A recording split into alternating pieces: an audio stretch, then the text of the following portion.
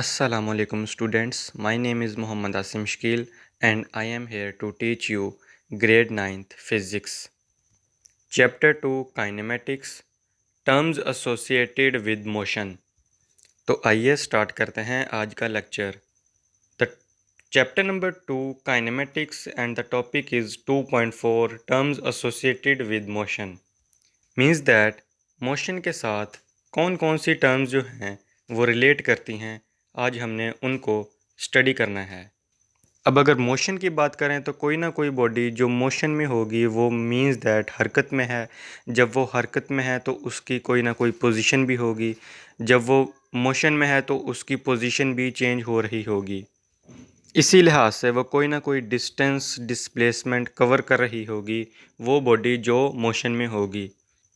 और इसी लिहाज से उसकी कुछ ना कुछ स्पीड होगी. और वही टर्म जो है हमारे पास स्पीड, डिस्टेंस, डिस्प्लेसमेंट, आज हमने इनको स्टडी करना है. तो अगर हम बात कर लें पोजीशन की, पोजीशन क्या है हमारे पास, तो मैं आपसे अगर मुखातिब हूँ तो मेरी पोजीशन क्या है. पोजीशन एक ख़ास रेफरेंस पॉइंट के लिहाज से डिस्क्राइब की जाती है.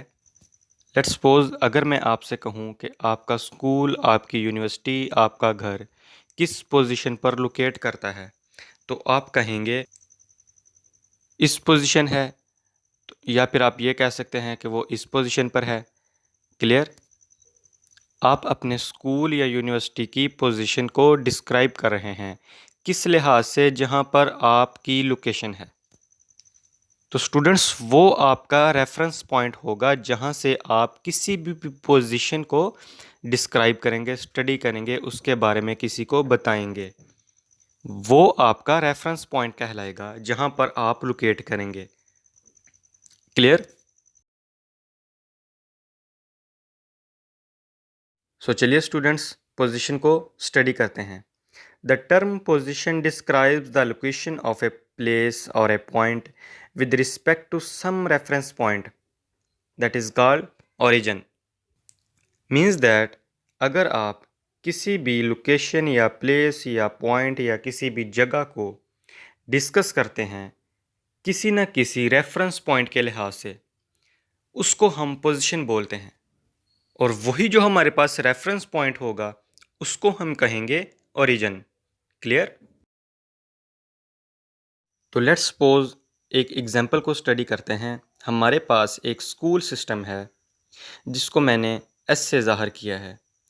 तो मेरे पास दो ऑब्जेक्ट्स हैं, एक ए और एक बी. अगर मैं ए को देखूं तो उसकी लोकेशन क्या है, अगर मैं बी को देखूं तो उसकी लोकेशन क्या है.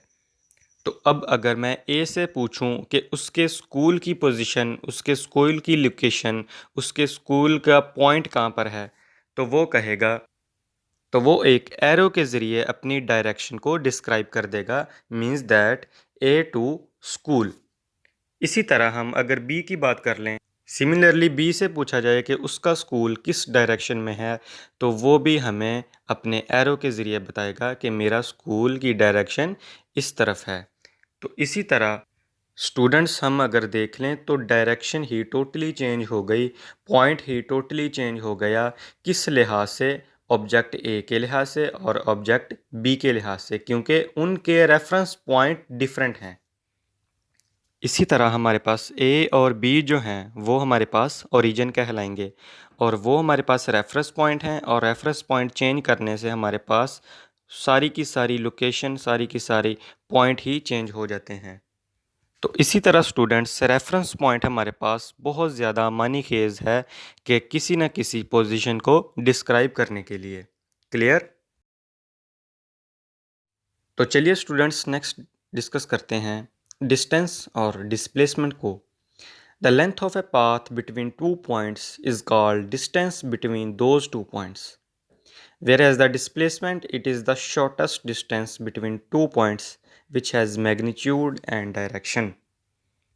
तो स्टूडेंट्स डिस्टेंस हमारे पास क्या हुआ, ये बेसिकली एक लेंथ ऑफ ए पाथ है, किसी न किसी रास्ते का जो हमारे पास डिस्टेंस होगा, जितनी भी मसाफत होगी उसकी उसकी लंबाई होगी, वो हमारे पास क्या कहलाएगी, डिस्टेंस. तो इसको एक एग्जांपल के तौर पर हम स्टडी कर लेते हैं. जैसे कि सो स्टूडेंट्स, जैसे मैं अगर डिस्कस करूं, मेरे पास एक स्टूडेंट है, वो ट्री के पास खड़ा है। तो उसने पॉइंट ए से ट्री जो पॉइंट सी है उसके पास जाना है। तो वो अगर पहले अपने घर जाए पॉइंट बी की तरफ 4 मीटर का डिस्टेंस तय करके, और अपने घर से पॉइंट बी से लेकर पॉइंट सी जहाँ पर हमारे पास टी नंबर 2 है वहाँ तक जाए, फर्दर मज़ीद 3 मीटर का डिस्टेंस तय करके, तो हमारे पास टोटली 7 मीटर का डिस्टेंस बन जाएगा, जो स्टूडेंट पॉइंट ए से लेकर पहले बी की तरफ फिर सी की तरफ तय करके जाएगा। तो ये हमारे पास उसका डिस्टेंस होगा पॉइंट ए से पॉइंट सी की तरफ। इसको हम डिस्टेंस कहते हैं। Whereas students, displacement is the shortest distance between 2 points which has magnitude and direction. Means that वही एग्जाम्पल जो हमने डिस्टेंस में स्टडी की थी कि पॉइंट ए से स्टूडेंट गया पहले अपने होम की तरफ, फिर होम से लेकर पॉइंट सी की तरफ गया, तो उसने टोटल 7 मीटर का डिस्टेंस कवर किया। वो हमारे पास डिस्टेंस था। अब हम बात कर रहे हैं डिस्प्लेसमेंट की। तो what is displacement? Displacement is the shortest distance between 2 points. Means that अगर मैं आपसे कहूँ कि मैंने 7 मीटर का डिस्टेंस कवर नहीं करना, मैं कोई छोटा मोटा रास्ता, कोई शॉर्टेस्ट डिस्टेंस कवर करके अपना पॉइंट पर जल्दी अपना डिस्टेंस कवर कर लूँ, तो वो मेरे पास कोई ना कोई शॉर्ट डिस्टेंस होगा। जैसे कि पॉइंट ए से सी की तरफ दिखाया गया है, तो that is equal to 5 metre distance. तो ये स्टूडेंट्स आपने याद रखना है कि डिस्टेंस जो होगा वो हमेशा ज़्यादा डिस्टेंस लेगा, फासला लेगा, और इसी तरह डिस्प्लेसमेंट की अगर हम बात करेंगे तो वो शॉर्टेस्ट डिस्टेंस होगा बनिस्बत किसके? डिस्टेंस के। तो डिस्प्लेसमेंट इसको कहते हैं, वो जो उसने 5 मीटर का डिस्टेंस कवर किया। Clear students? डिस्टेंस जो होगा हमारे पास वो टोटली डिस्टेंस होगा पॉइंट ए से पॉइंट बी की तरफ, या आप यूँ कह सकते हैं कि between 2 points. Whereas displacement हमारे पास क्या होगा? वो शॉर्टेस्ट डिस्टेंस होगा बिटवीन 2 पॉइंट्स। क्लियर? मैंने आपको कहा था डिस्प्लेसमेंट में मैग्नीट्यूड भी होगी और डायरेक्शन भी होगी। तो पॉइंट ए से पॉइंट सी की तरफ टोटल डिस्टेंस 5 मीटर है। तो 5 मीटर हमारे पास मैग्नीट्यूड है उसकी, किसकी? डिस्प्लेसमेंट की। और जो एरो है point A to point C, वो हमारे पास डायरेक्शन को रिप्रेजेंट करता है। तो ये आपने ख़ास ख्याल रखना है कि डिस्प्लेसमेंट शो करेगा मैग्नीट्यूड एंड डायरेक्शन को। क्लियर? तो स्टूडेंट्स, हमने डिस्टेंस को भी अच्छे तरीके से स्टडी कर लिया, डिस्प्लेसमेंट को भी अच्छे तरीके से स्टडी कर लिया। अब हम अगर इनका कंपैरिजन देखें, तो मेरे पास एक ऑब्जेक्ट है point A to point B, that is equal to 4 metre distance, and point B to point C जहाँ पर मेरा होम है वो that is equal to 3 metre. तो अगर मैं point A to point B फिर point B to point C की तरफ डिस्टेंस कवर करूं, तो मेरे पास उसी तरह जो मैंने पीछे आपको एग्जांपल बताई 7 मीटर का डिस्टेंस कवर कर लूँगा।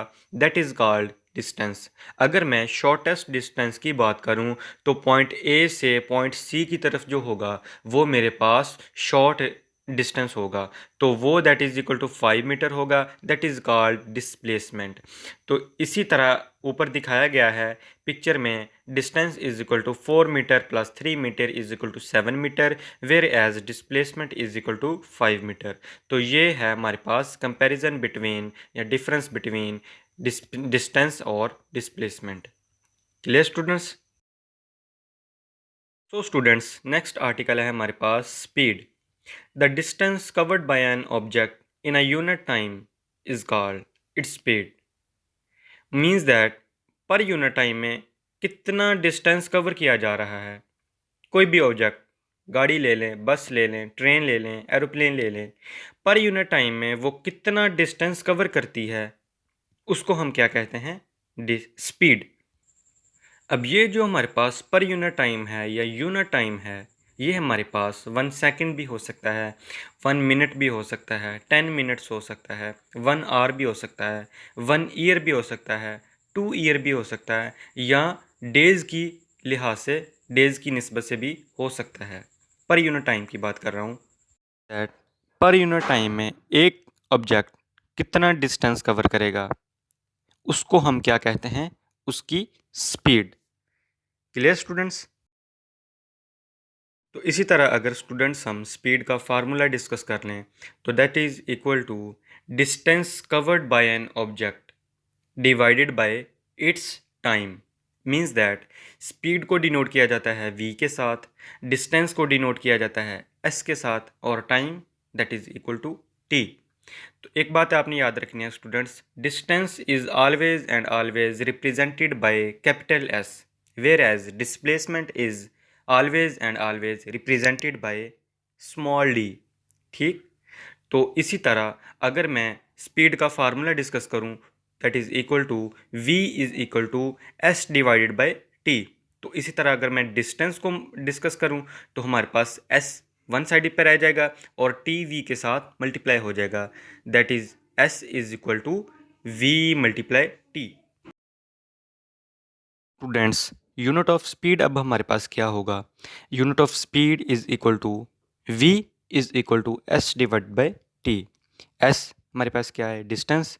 डिस्टेंस को मेजर करते हैं लेंथ में, लेंथ मीटर में, तो s is equal to metre and time is equal to seconds. तो यूनिट इसके बन गए मीटर पर सेकेंड्स। तो ये है स्टूडेंट हमारे पास यूनिट ऑफ स्पीड। तो speed is always scalar quantity because distance and time हमारे पास जो है वो स्केलर्स हैं, तो स्पीड हमारे पास क्या होगी? Scalar quantity. अब स्टूडेंट्स मैं आपसे बात करूं यूनिफॉर्म स्पीड के मतलब, तो यूनिफॉर्म स्पीड हमारे पास क्या होगी? अगर मैं आपको एक एग्जांपल दूं, मेरे पास एक ऑब्जेक्ट है कार, वो 10 किलोमीटर डिस्टेंस कवर करती है with in 10 minutes. Next 10 kilometre distance cover करती है with in 10 minutes. Next 10 kilometre distance cover करती है विद इन 10 मिनट्स। तो इससे साबित ये हुआ कि with in the time same distance cover किया जा रहा है। तो अब उसकी स्पीड कांस्टेंट है, मींस दैट टाइम के लिहाज से और डिस्टेंस जो वो कवर कर रही है, इसको हम बोलते हैं uniform speed. Means that equal distance cover किया जा रहा है in equal intervals of time, इसको हम बोलते हैं यूनिफॉर्म स्पीड। सो डेफिनेशन को स्टडी करते हैं। A body has uniform speed if it covers equal distance in equal intervals of time, however short interval में बी। अब अगर मैं यूनिफॉर्म स्पीड की एग्जाम्पल को स्टडी करूं तो मेरे पास है suppose a car runs at a speed at 36 kilometre per hour. The speed of the car will be uniform only and only if it covers 18 kilometre every half hour. Means that मेरे पास एक car है, वो per hour में 36 kilometre का distance cover करती है, तो उसकी स्पीड यूनिफॉर्म तब होगी जब वो हाफ एन आवर में 18 किलोमीटर का डिस्टेंस कवर करेगी। तो ऑब्वियसली नेक्स्ट हाफ आवर में 18 किलोमीटर का डिस्टेंस कवर कर लेगी। तो 18 plus 18 that is equal to 36 and half that is equal to 1 an hour. तो इसकी स्पीड तब फिर यूनिफॉर्म होगी। Clear students? इसी तरह मेरे पास नेक्स्ट एग्जांपल है, एक मोटर बाइक है जो डिस्टेंस कवर कर रही है 5 मीटर 5 मीटर 5 मीटर। 5 मीटर का डिस्टेंस कवर कर रही है विद इन टाइम 1 सेकेंड, और नेक्स्ट 5 मीटर का डिस्टेंस कवर कर रही है within a time 1 second, next फिर 5 metre within 1 second. Means that distance cover कर रही है मोटर बाइक 5 मीटर का, और टाइम कितना है लग रहा है 1 सेकेंड।